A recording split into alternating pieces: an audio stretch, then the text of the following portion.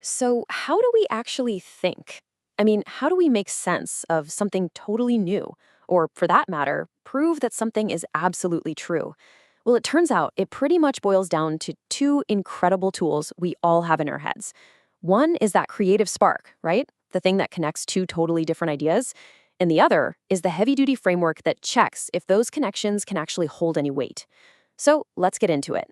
The architecture of our own thoughts, built with analogy and logic. Okay, picture this. It's the early 1900s. A guy named Ernest Rutherford is trying to figure out what an atom, something no one's ever seen, looks like. So what does he do? He doesn't look into a microscope. He looks up at the sky. And he comes up with this idea. What if an atom is like a tiny solar system? That one simple comparison, that analogy, totally changed physics forever. It's the perfect way to see how we get a handle on the unknown by comparing it to something we already get. And look, that whole process, it's not just for Nobel Prize winners. We do this stuff all day, every day. Analogy is one of the most basic ways our brains work. It's how we solve problems, explain tricky ideas, and just find patterns in the, chaos of daily life. It's way more than just a figure of speech. It's a fundamental way of thinking. In fact, the cognitive scientist Douglas Hofstadter takes it a step further. It basically argues that analogy isn't just one of the tools we use. He says it's the foundation of almost every single thought we have. Think about it. From figuring out a new recipe by comparing it to one you already know, to making a huge business decision based on something that happened in the past. We're constantly mapping what's familiar onto what's new. It really is at the very core of how we learn. So, what is it technically? Well, you can think of an analogy as a bridge. It's this mental process where we take information from a subject we know really well, that's the source, and we transfer it over to a new subject we're trying to figure out, that's the target.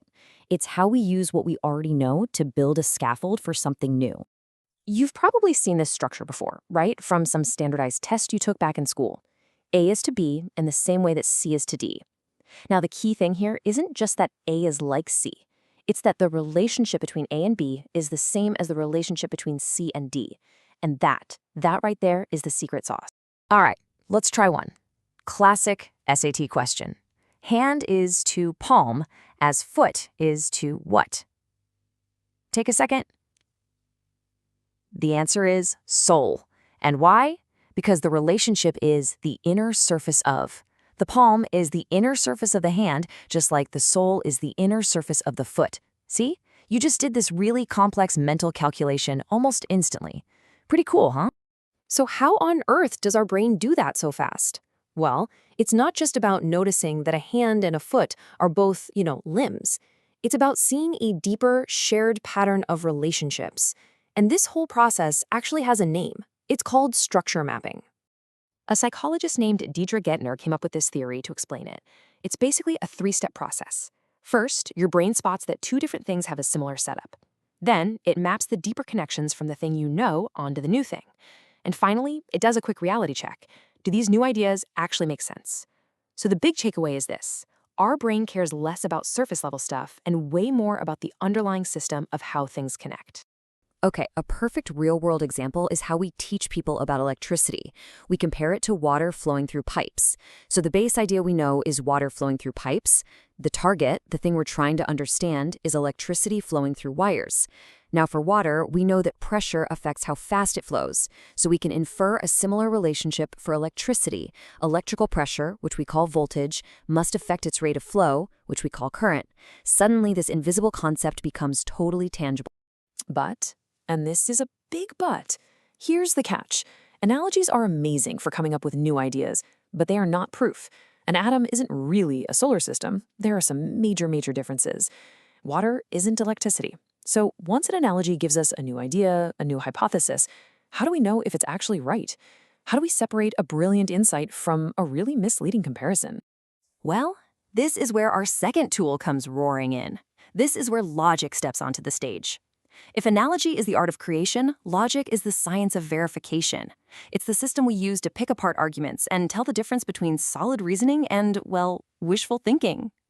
The entire goal of logic is to make our thinking basically bulletproof.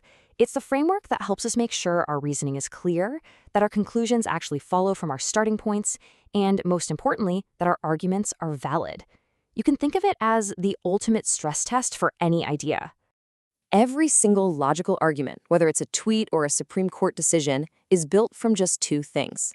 First, you have your premises. These are your starting facts, your evidence, the stuff you're working with.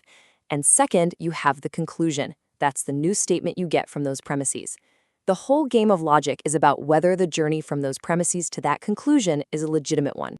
But here's the thing. That journey can lead to a couple of very different destinations, and we have to make a really important distinction here, because not all good, solid reasoning ends up with a 100% guaranteed conclusion. So on one side, you've got inductive reasoning. This is the logic of probability, and it's honestly how we get by most of the time. If your premise is there is smoke, you conclude there is likely fire. It's a great bet, but it's not a guarantee, right? But then you have deductive reasoning. This is the logic of certainty. If your premises are 20 people started a race and 19 finished, the conclusion that one is missing is totally inescapable. If the premises are true, the conclusion has to be true, no doubt about it. Okay, so now we have our two heavy hitters, the creative leap of analogy and the rigorous test of logic. And here's the thing, they're not in competition with each other, they're partners. And this incredible partnership is what builds pretty much everything in our modern world, from science and law to all our technology. I mean, in science, the process is crystal clear. Analogy provides that creative spark, a brand new hypothesis, like the atom as a solar system. But then logic immediately takes over.